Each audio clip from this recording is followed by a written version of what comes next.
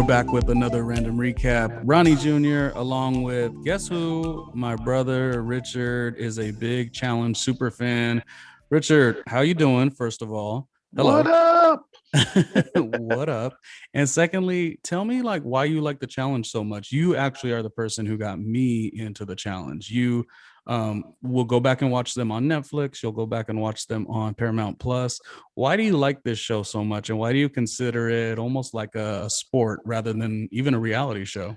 Well, that's it right there. It's both. It's reality, it's trash TV, which I love, and it's sports and athleticism, and I love things with a winner and a loser, and if they cry, it's even better. What why do you think like do you think the challenge is getting better every season, and if so, how? Like obviously it started road rules, real world, but now it's like freaking cinematic and everything. Why do you think it got so intense? Well, I guess better is a loose term because it depends what you like, but it's definitely uses a lot more money and the graphics are better. But sometimes some people like those little cheesy challenges that we've been able to see here on Celebrity All Stars with the ice challenge and all that stuff. Mhm. But yeah, so I think it has a little bit for both. Whatever you like, the old school way it was, or the new school, which is just filmed like a cinematography type, from aerial views and explosions and all that stuff. Yeah, it's a lot. You could tell that MTV and Paramount Plus have good money behind it, which is awesome. But today, let's focus on the Challenge All Stars. Obviously, the Challenge 36 Double Agents just kind of came to a close as far as the winner. And now there's a shift because the All Stars is a little bit different. They're an older demographic, older in age, but I really like it, Rich. I really think it's a fun season. I think Paramount Plus got it right. So we leave off on episode 3, going into episode 4, where Nehemiah is the winner.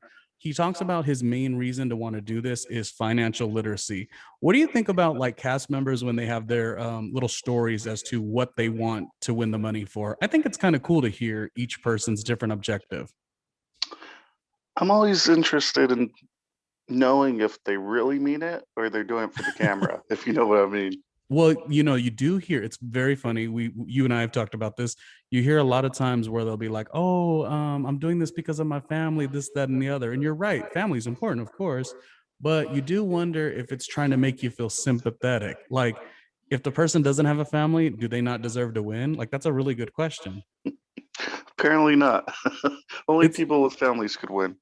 it's like if I'm on the challenge and I'm a cast member, and if I have kids, it's like all of a sudden I deserve to win. I don't think so. You're single. Screw you. Isn't that unfair? But anyways, I think Nehemiah is pretty cool. I think Nehemiah is I think we've talked about this, is prepping himself to try to be one of the challenge greats. We'll see if that'll happen this season. He talks about financial literacy. Of course, he gets cozy with Jemmy. We'll Well, talk. she's playing the game more than anyone else. If you know what they call it, politicking. Oh my, well, I don't know who says that, but you said I it. think she has said it herself. Oh, meaning like she gets in where she fits in. We'll keep it like Yeah, that. her Paula Walnuts. I mean, Richards. they've Okay. said it. I'm Okay. just Well, repeating. you would know because you watched all the challenges, so you're kind of more familiar with the show than I am. I always like the real world aspect of it, but obviously the challenge is a big show, and yeah, she's maneuverable. That's fine. I think Jemmy is doing what she needs to do, and she's great at the confessional. But it is what it is. So far, her Nehemiah cuddle buddies, boom. And she's good for gameplay, I suppose. Can we switch and talk about Beth and Cyrus and their connection? Beth's frustrated. She's away from her family. What are your thoughts on Beth? She's old school to a T. She's the Venice season of Real World. What do you think about that connection with her and Cyrus? Well, I mean, Beth was hated for many years, but I think she's come out pretty well off on this version of Celebrity All Stars. And her and Cyrus have been good friends throughout all the seasons, and so I think it's kind of shown a little softer side of her with showing her family and kids on the little FaceTime view and everything. Yeah. Beth was always so vulnerable each season. So anytime we see a little bit of growth, I'm kind of down for it. Because Beth is always going to be Beth. Beth's she going to do Beth, she always just like Katie going to do Katie. Katie is also another one. I was telling you that one thing about Katie we forget is Katie was originally in the casting special. It was season 10 where they were doing a casting special for Road Rules and Real World. Casella was also there, Coral was also there, Adam from Road Rules was also there. A lot of the people we've known to love, but Katie was somebody who didn't make the original 13. But at the end of the casting special, I just watched this again a couple days ago. She told the camera, she goes, listen, if anyone bails out and you need an alternate, I'm the first one to call. So isn't that funny? Somebody who didn't even make the original casting became so prominent in challenge history. She's definitely a staple, and Katie and Beth are probably two of the people who've been thrown into the most gauntlets or infernos or whatever you want to Mm. call it over time. And a lot of times they were kind of against the wall with everyone going after them.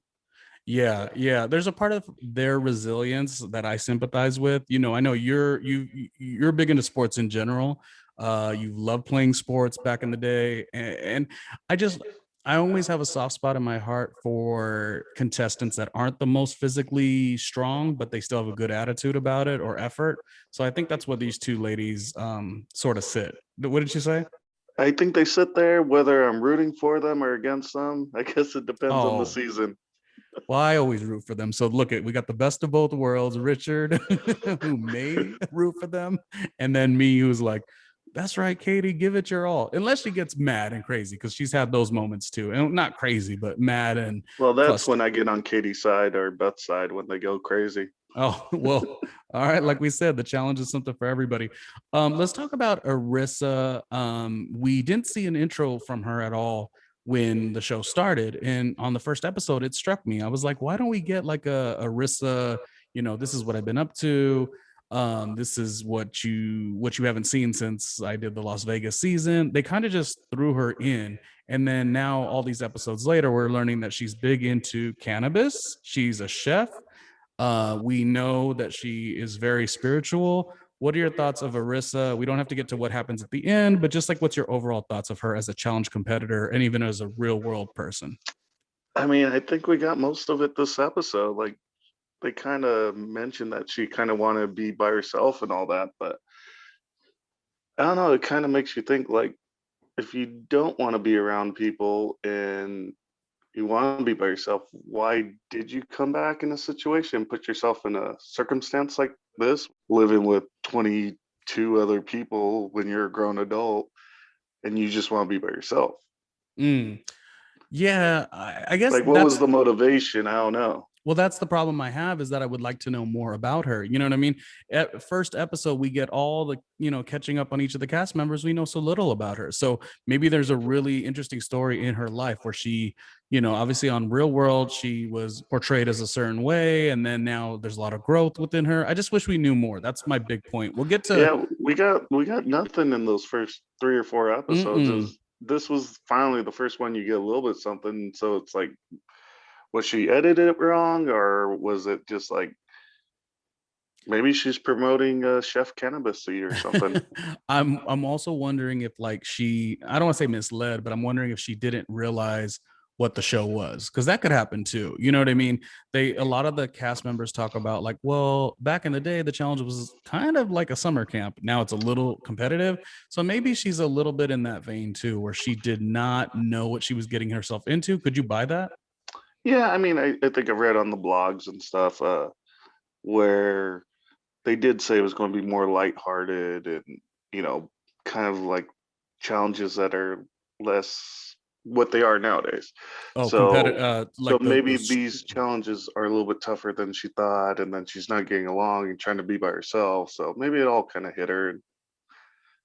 And I mean, we haven't got to the end of the episode, so Yeah, yeah. I mean, like I said, at the beginning part, I'm just gonna say that I do have a sympathy just to see, like, I want to learn more. So maybe not sympathy, but I want to learn more. Anyways, let's not talk about her till the end of the episode, but let's talk about Katie, her strategy. Katie has evolved, mental, physical. Where do you think of Katie when you rank her? How do you describe her as a go-getter, as a person who keeps trying regardless, or do you kind of feel like she's not the strongest for the competition? What well, do you you think about her? you have that good conversation with her and Derek Mm, talking outside by themselves, and I mean, if you look at Survivor or Big Brother, those type of games, it's almost like she's playing her past games in this one as not a good competitor. So when we get to the challenge and talk about like her falling, like it almost plays into it where she's trying to like fly under the radar. Mm. And then maybe when it comes to eliminations and stuff, she's better than where she's giving off in the daily challenges. So are you saying that, and this is maybe a thing they do in Survivor, you're saying that she's utilizing the fact that she was a weaker perceived player and she's trying to tell the house that she's still that. In other words, she really feels like she's improved, but it's a bit of a strategy. That's what you're saying is happening right here? I mean, getting from that conversation with her and Derek, she's like, "Don't tell anyone," and he's like, "I see you working, I see you working." But and Right. I think it's a good strategy play where if we think of people under the radar that might be able to go a little bit. I mean, I think she's playing a good game for that if that's her game plan. Oh, that's smart. That's actually kind of smart.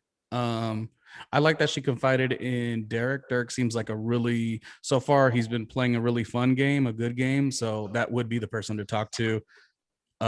Would do you think differently?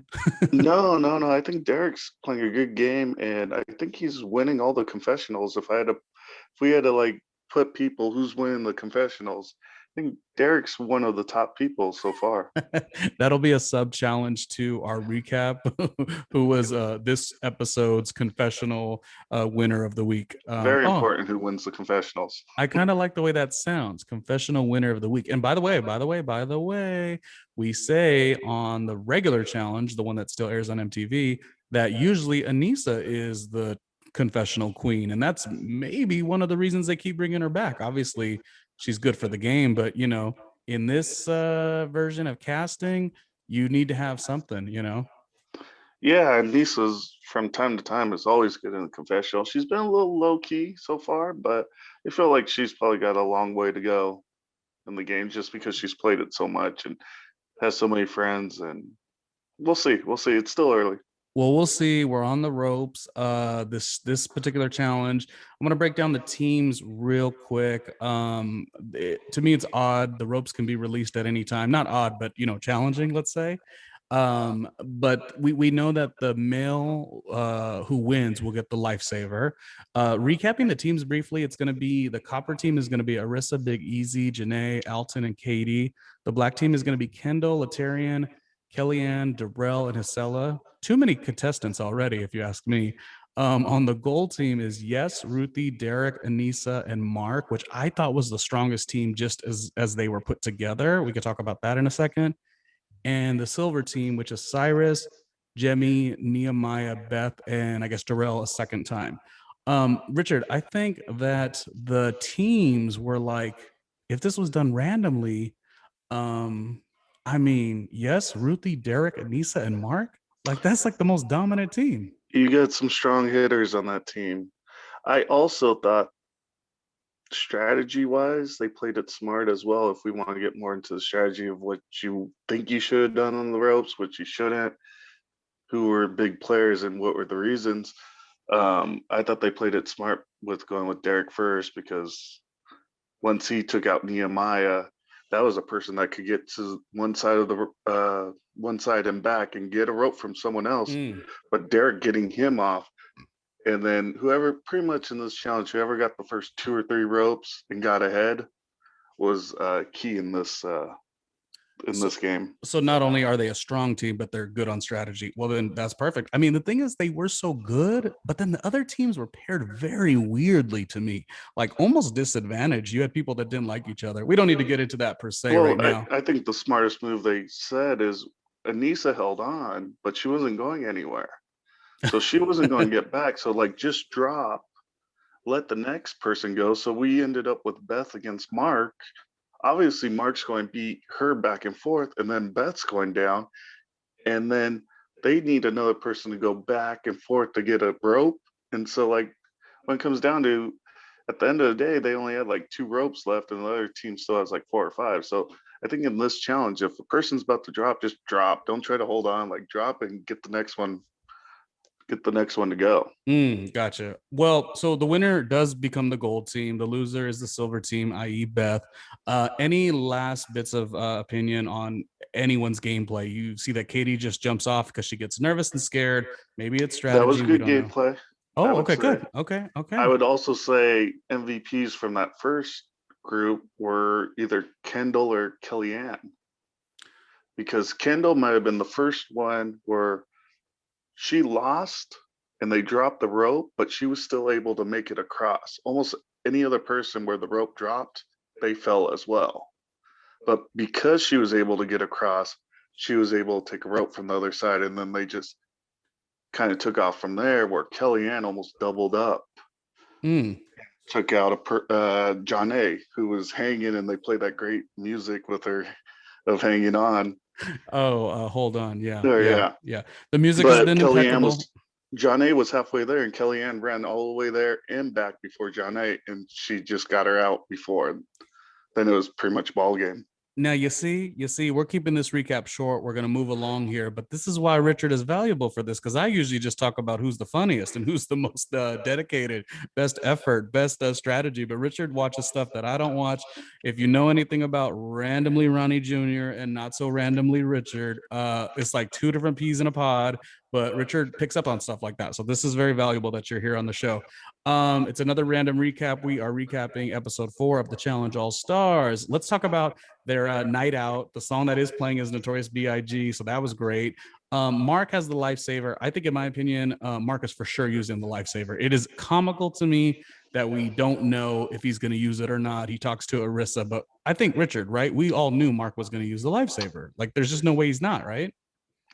I would say about 90%. I mean, you can't say for certain, but the way Mark is, he has a stronghold on everyone there. I mean, he pretty much put the show together, and he has always made moves like this in the past. And the worst thing to do is have a power that you don't know what it is. And with him not being on the chopping block, it's like perfect.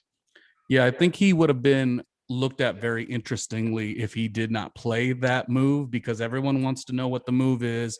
You're sort of the unofficial captain of the entire show. Like, I think people would have looked at him a little funny if he didn't use it. So I'm glad he used it, is all I'm saying. He talks with Larissa to find out if she's into the game. She says she is. I believed her, but we'll figure that out later. Can I ask you? So you Dun said you, dun dun. right? Yes, tease. Yes, exactly. Dot dot dot.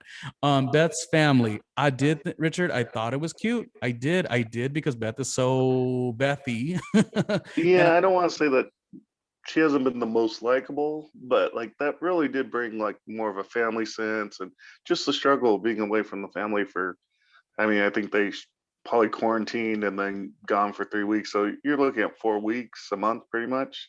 Yeah, and you're also not a 22-year-old doing the challenge Yeah, anymore. You also know that Twitter is very mean sometimes. Even just like physically. Like, there's so much to it. So when you yeah, get to especially see, for females, they get it 3 times, 10 times as worse than the guys, just I on appearance alone. I guess that's why we like Beth because we were able to laugh at her in a You certain might like fun. Beth a little bit more than I do, but you know, No, but my point is, like, in a self-deprecating way, Beth has always been in on the joke to a degree, not on all that's challenges, true. but That's true. and so to me, I was like, that's right, Beth. Like hold your head high. You got your family. It was cute. And I think when you want to see a more dedicated challenge that's strictly about the stats and the gameplay and the strategy and the strength of it all, you watch the regular challenge on MTV. If you want a little bit more of a wholesome story, I think you go to Challenge All Stars. That's just why I like it.